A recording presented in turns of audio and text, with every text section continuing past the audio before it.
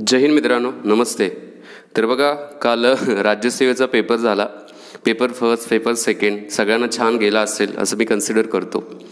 आणि सगळ्यात महत्त्वाचं की ज्या वेळेला एज्युकेटिव्ह इंडिया ग्रुपची स्थापना केली त्याच्यानंतरचा हा पहिलाच MPSCचा पेपर आहे. मी म्हणेल राज्यसेवेचा 1.5 वर्षापूर्वी स्थापना केली होती, तेव्हा त्याच्यापासून फर्स्ट पेपर होता बघा हा. आता या पेपरमध्ये हा पेपर कसा होता तर मी सांगेलच. सगळ्यात महत्त्वाचं या पेपरमध्ये जे प्रश्न कुठून आले होते हे पण मी सांगेल बघा.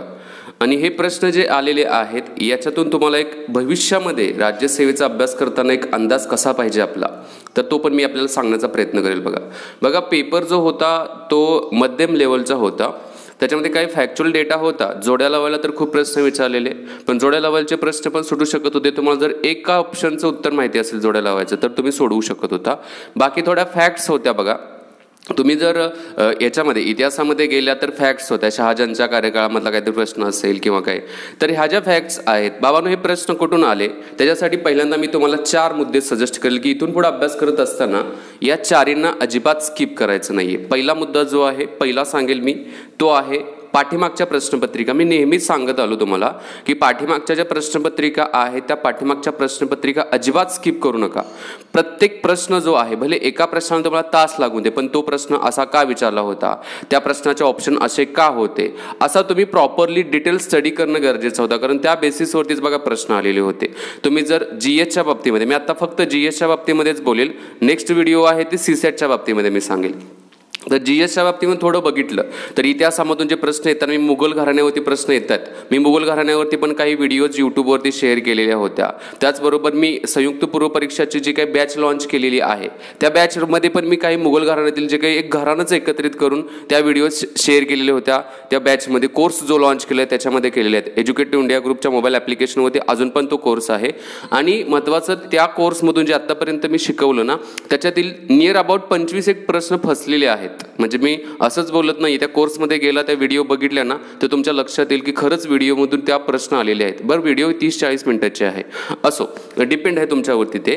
तर मोबाईल ॲप्लिकेशन डाउनलोड करायचं असेल, लिंक खाली दिलेली आहे. आपल्या मुद्द्यावरती येऊ. पाठीमागच्या प्रश्नपत्रिका बघायच्या आहेत. आता इथून पुढे मी काय करणार आहे बघा, राज्यसेवेच्या पाठीमागच्या प्रश्नपत्रिका ज्या आहेत सर्व विषयांच्या मी विश्लेषण करणार आहेत. मोबाईल ॲप्लिकेशनवरती त्या व्हिडिओज असतील बघा. ओके, राहिली मुद्दा दुसरा जो आहे सगळ्यात महत्त्वाचा की लुसेंट पुस्तक ज्या वेळेला तुम्ही हे करायला जाल, म्हणजे मी म्हणेल की परीक्षेच्या अगोदर जाणार असाल तर लुसेंटमधलं बघा थोडं सायन्स वाचायचं तुम्ही. त्याचबरोबर लुसेंट या पुस्तकामधलं इतिहास जो आहे, प्राचीन, मध्ययुगीन आणि आधुनिक भारताचा इतिहास जो आहे तो वाचायला पाहिजे बघा. ठीक आहे. त्याच्यानंतर लुसेंट या पुस्तकामधला मी म्हणेल की जॉग्राफीचा थोडा भाग बघायला पाहिजे. जॉग्राफीवरचे जे क्वेश्चन होते, मी ॲक्च्युली NCERT जो जॉग्राफी शिकवलं ना, जे स्टुडंट्स माझे जे गेले असतील ते पूर्णपणे जॉग्राफी व्यवस्थितच सोडून आले असतील. कारण NCERT मधून पण खूप प्रश्न आले होते आहेत. मी तोच टप्पा नेक्स्ट सांगणार आहे. दुसरा टप्पा जो आहे तो लुसेंट पुस्तकाचा आहे. लुसेंट पुस्तकामधलं इतिहास असेल, भूगोल असेल, सायन्स असेल, त्याचबरोबर काही पाठीमागचा दिलेला जो भाग आहे पॉलिटिचा आणि जॉग्राफीचा थोडेच आहे. त्यांनी नोट्सच दिलेले आहेत, त्या तुम्हाला काय करायच्यात, वाचायच्या आहेत परीक्षेला जायच्या अगोदर, कारण त्याच्यातून पण भरपूर प्रश्न फसलेले आहेत. ओके. आणि तिसरा मुद्दा मी सांगेल, तिसरा आहे NCERT जे आहेत. NCERT कुठल्या वाचायच्या बघा, NCERT जॉग्राफी असेल, NCERT हिस्ट्री असेल, त्याचबरोबर NCERT सायन्स असेल. ठीक आहे.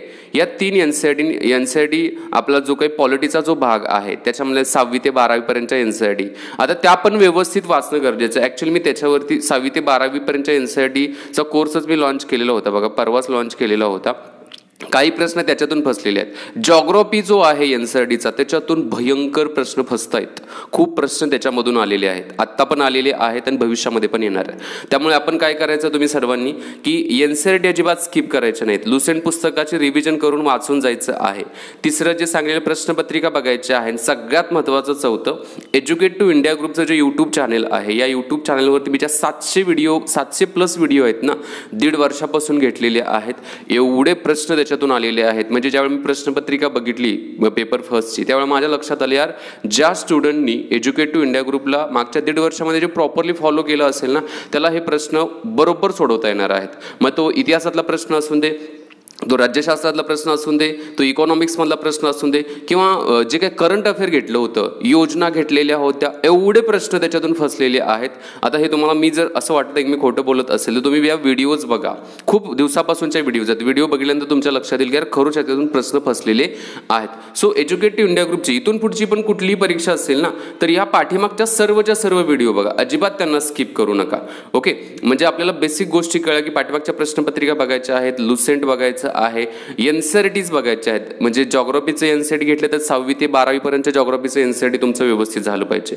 त्याचबरोबर 6वी ते 12वीचं इतिहासचं एनसीईआरटी झालं पाहिजे. 6वी ते 10वी पर्यंत सायन्सचं एनसीईआरटी झालं पाहिजे. 6वी ते 12वी पर्यंत पॉलिटिकल सायन्सचं एनसीईआरटी झालं पाहिजे. हा जो बेसिक जो फंडा आहे ना, बेसिक पाया जो आहे ना या परीक्षांचा, हा इथून चालू होतोय. हा पाया आपल्याला एकदम क्लिअर करायला पाहिजे. जॉग्राफी पूर्णपणे जॉग्राफी जो आहे तो एनसीईआरटी मधून विचारलेला आहे.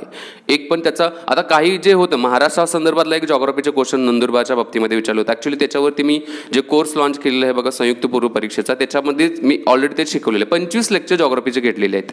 त्याच्यामध्ये रिव्हिजन लेक्चर्स आहेत. बाय द वे पूर्ण शिकवलेलं नाही जॉग्राफी, किंवा तिथे जे विषय पूर्ण नाही, फक्त रिव्हिजन घेतलेले आहेत. पण त्याच्यातून पण भयंकर प्रश्न फसलेले आहेत. सो तुमचं काम काय आहे, इथून पुढं पहिल्यांदा या टप्प्यानं जायचं आहे. राहिला पेपर कसा होता त्याच्यावरती बघा. पेपर मध्यम लेवलचा होता, फॅक्ट्स होत्या त्याच्यामध्ये, आणि त्या फॅक्ट्स आपल्याला सोडवता येणं गरजेच्या होत्या, आणि लॉजिक डेव्हलप करायचं. आता लॉजिक डेव्हलप कसं करायचं ते मी सांगतो बघा.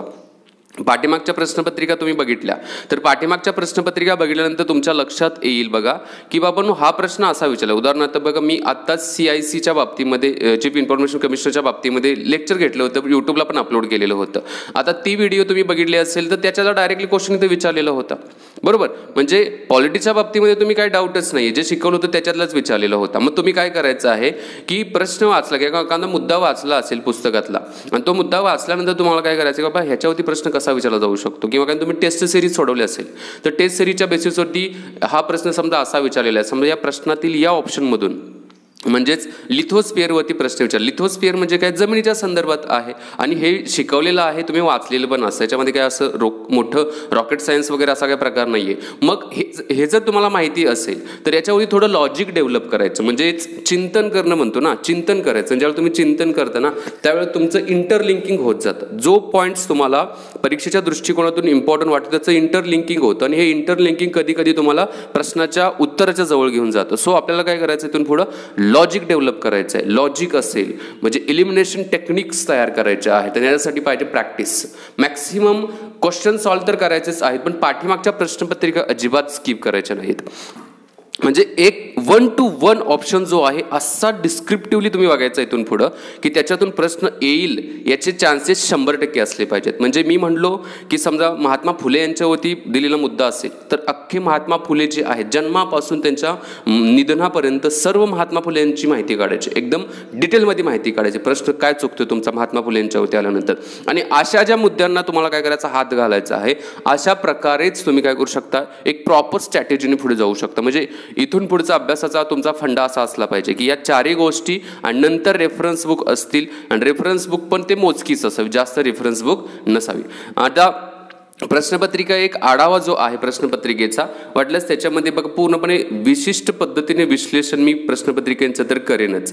राहिली गोष्ट तुम्ही म्हणाल की सर कट ऑफ वगैरे काय आहे, त्याच्यापेक्षा तुम्हाला काय करायचं आहे, आत्ता लक्ष कशावरती द्यायचं आहे की आपण कुठं कमी पडतोय ह्या मुद्द्यांना थोडं लक्ष द्या. एका पेजवरती तुम्ही ते लिहून काढा आणि ते जे मुद्दे आहेत ते मुद्दे क्लिअर करण्याचा प्रयत्न करा. डेफिनेटली तुम्हाला ही तर परीक्षा चांगली गेली असेल, आन्सर की 1-2 दिवसामध्ये येतेच. त्यामुळे काय आन्सर की आल्यानंतर तुम्हाला कुठला काय म्हणतात कट ऑफ काय आहे वगैरे याच्यापेक्षा तुम्ही स्वतःहूनच अंदाज लावू शकता की काय आहेत ते. बट तुम्हाला काय करायचं, इथून पुढच्या स्ट्रॅटर्जीला थोडं या पद्धतीनं जायचं आहे. या 4 मुद्द्यांना अजिबात स्किप करायचं नाहीये. 1 प्रश्नपत्रिका पाठीमागच्या बघायच्या आहेत, 2 लुसेंट वाचायचं आहे, 3 NCERT अजिबात स्किप करायचं नाही, 4 एज्युकेटिव्ह इंडिया ग्रुपच्या व्हिडिओज असतील. आणखी खूप चांगले चॅनेल्स आहेत त्यांच्या पण तुम्ही व्हिडिओज बघू शकता की ज्याच्यातून प्रश्न फसत नाहीत असं नाही, प्रश्न फसतायत. बाकी एज्युकेटिव्ह इंडिया ग्रुपचं मोबाईल ॲप्लिकेशन आहे ते डाउनलोड करा. मी त्याच्यावरती NCERT बॅचेस ऑलरेडी लॉन्च केली होती, आणखी मी त्याच्यावरती कोर्सेस लॉन्च करतो NCERTची. अजिबात फी जास्त ठेवणार नाहीये, फक्त तुमच्या फायद्यासाठीच मी ते करत आहे, जास्तीत जास्त एफर्ट घेण्याचा प्रयत्न करत